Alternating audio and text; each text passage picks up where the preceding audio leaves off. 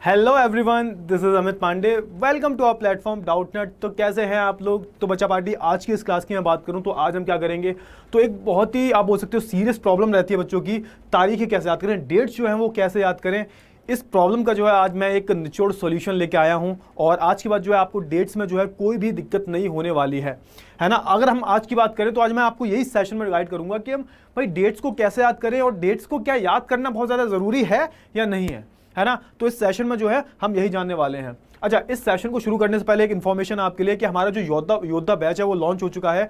तो आप पूरी 10th की पढ़ाई जो है इस योद्धा बैच को ज्वाइन करके कर सकते हैं। पूरा बिहार बोर्ड सेंट्रिक हमने क्या बनाया, पूरा करिकुलम डिजाइन किया है जिसमें हम आपको पूरी प्रिपरेशन करवाएंगे। और जितने भी आप बोल सकते हो, जितने भी आपके जो टेस्ट वेस्ट होते हैं, इसके अलावा पूरा जो सिलेबस होता है, सेमिनार्स वगैरह होते हैं, सब कुछ जो है हम करवाने वाले हैं। यानी कि सिर्फ आपको क्या करनी है, पढ़ाई करनी है। नोट्स वगैरह, स्लाइड्स वगैरह सब जो है आपको मिला करेंगी, है ना। चलिए, तो भाई अगर मैं आपको बोलूं कि डेट्स को याद करना जरूरी है ना, अगर मैं आपको बोलूं डेट्स को याद करना जरूरी है, अच्छा, या यहाँ पे भाई अगर आप अपने पास्ट के बारे में नहीं जानते, पहली बात तो ये तो अलग है कि भैया वो हिस्ट्री बहुत जरूरी है और हिस्ट्री में जो डेट्स हो जाती हैं बहुत जरूरी हो जाती हैं। अगर आप पास्ट के बारे में नहीं जानते तो भैया अपने फ्यूचर के बारे में कैसे पता लगाओगे, है ना। तो यहाँ पे क्या दे रखा है, बेसिकली डेट्स को याद रखने की जरूरत ही क्या है भाई, है ना। सबसे मेन क्वेश्चन क्या आता है, डेट्स को क्या करना है, आपको याद करना ही नहीं है भाई। डेट्स का अगर आप रट्टा मारोगे तो फिर ऐसे कैसे याद कर पाओगे आप, है ना। कुछ याद करने की जरूरत नहीं है डेट्स वेट्स को आपको, ठीक है। तो करना क्या है सर, तो देखो हिस्ट्री में क्या होता है, हिस्ट्री में ना ज्यादातर जो डेट्स आती हैं बेसिकली कहाँ किस में आती हैं, हिस्ट्री में पूछी जाती हैं ज्यादातर 90-95% जो आपके सोशल साइंस में जो डेट्स होती हैं बेसिकली इसी में पूछी जाती हैं। अच्छा, अगर मैं हिस्ट्री की बात करूं तो हमेशा क्या करो, हमेशा चीजों को जो है कहानी की तरह पढ़ो। मैं हमेशा बोलता हूं कि आप ना रट्टा मारना छोड़ दो, चीजों को कहानी की तरह पढ़ो हमेशा। स्पेशली हिस्ट्री की बात करूं मैं, और किसी में तो चल भी सकता है, लेकिन हिस्ट्री में हमेशा अगर आप कहानी की तरह याद करोगे, भले ही रट्टा बाद में मान लेना, लेकिन स्टार्टिंग किससे करो, स्टार्टिंग कॉन्सेप्ट से करो और थोड़ा सा कहानी पढ़ो, है ना। तो हमेशा कहानी की तरह पढ़ो चीजों को। एक कॉन्सेप्ट को क्या करो, एक कॉन्सेप्ट को जो है दूसरे कॉन्सेप्ट पे भी जोड़ने की कोशिश करो। तो ऐसे अगर आप करने लगोगे ना तो आपको डेट्स को याद करने की जरूरत ही नहीं पड़ेगी। एक बार करके देखो, मतलब डेट्स को साइड में रख के जो है आप अच्छे से कहानी पढ़ो और कहानी में जो टॉपिक्स है उन्हें लिंक करो, एक चीज को दूसरी चीज से लिंक करो, क्या रिलेशन है दोनों का, है ना। अब क्या भाई, अच्छा अब हम बात करें history, story, chronology should be primary focus and dates are secondary. अब भाई यहाँ पे इसका मतलब क्या हुआ, मैंने इंग्लिश में लिखा है, जो हिस्ट्री है ना इसमें जो क्रोनोलॉजी है यानी कि जो पूरी टाइमलाइन है ना, वो मेन मैटर होता है। जैसे जिस हिसाब से आप स्टोरी पढ़ रहे हो ऑर्डर में, वो अगर आपको ऑर्डर याद है तो आपको डेट्स याद करने की जरूरत ही नहीं है। जैसे कि मान के चलो गांधी जी आए, सबसे पहले क्या आए, सबसे पहले गांधी जी आए 1915 में।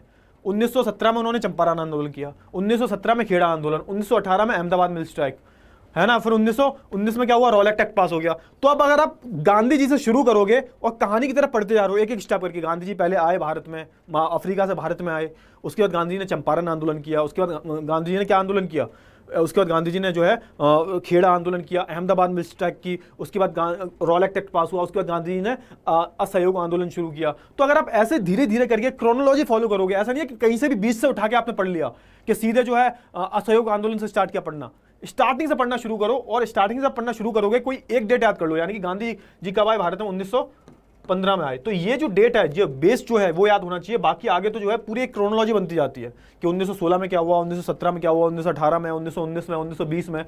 तो ये जो है आपको एक क्रोनोलॉजी पे जो है फोकस करना है, ठीक है। तो यहाँ पे वही दे रखा है देखो, है ना, एग्जाम्पल के थ्रू दिया है। जैसे मान के चलो गांधी जी कब आए भारत में, केम टू 1915 में, है ना। ये डेट जो है ना आपको पूरी क्रोनोलॉजी लिखी हुई है ना। चंपारण आंदोलन कब हुआ, 1917 में, वो गलत दिखाया है, 17 में, है ना। फिर 1918 में खेड़ा आंदोलन और 1918 में अहमदाबाद में स्ट्राइक हुई।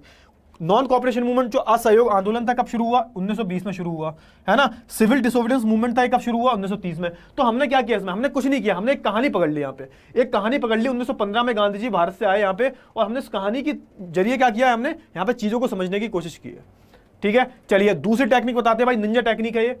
तो divide the century into 4 part. यहाँ पे क्या लिखा है, मतलब पूरी जो सेंचुरी है, 100 एक पूरी सदी जो है ना, सदी सेंचुरी जिसे बोलते हैं हिंदी में, है ना, इंग्लिश में सेंचुरी बोलते हैं, सॉरी हिंदी में सदी बोलते हैं, 100 साल हैं। अब मान के चलो आप डेट भूल गए, आप मान के चलो डेट भूल गए, है ना। तो आप क्या लिख सकते हो भाई, पहला क्वार्टर, दूसरा क्वार्टर, तीसरा क्वार्टर, फोर्थ क्वार्टर, यानी कि एक क्वार्टर होते हैं ना, मतलब 3-3 महीने के क्वार्टर होते हैं, 3 महीने का क्वार्टर होता है। तो मान के चलो कोई भी चीज जो है 1900, आप बोल सकते हो जैसे मान के चलो 100 है, 100 साल है, 100 को 4 में डिवाइड करोगे तो 25 हो जाएगा ये, है ना।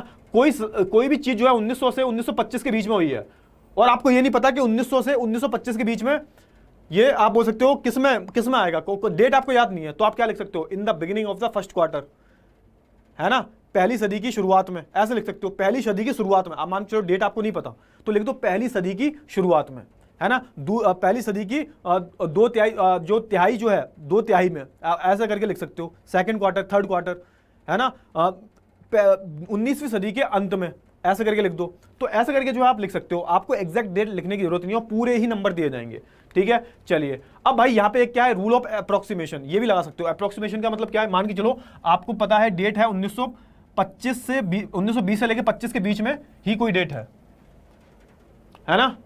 तो यहाँ पे यहाँ पे जैसे मान के चलो कोई भी डेट है, वो क्या लिखी हुई है, वो 1920 से लेकर 25 के बीच में लिखी हुई है।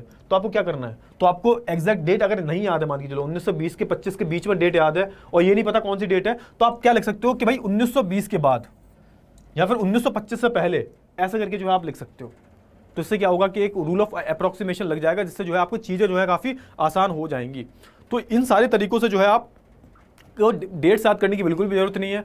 सबसे सिंपल तरीका क्या है, क्रोनोलॉजी याद रखो, कहानी की तरह पढ़ो चीज़ों को। जब 2 से 3 बारी पढ़ोगे तो अपने आप ही जो है आपको डेट्स याद हो जाएंगी, है ना। चलिए तो अब मिलेंगे अगले सेशन में, तब तक के लिए अपना ध्यान रखिएगा। Good bye, take care.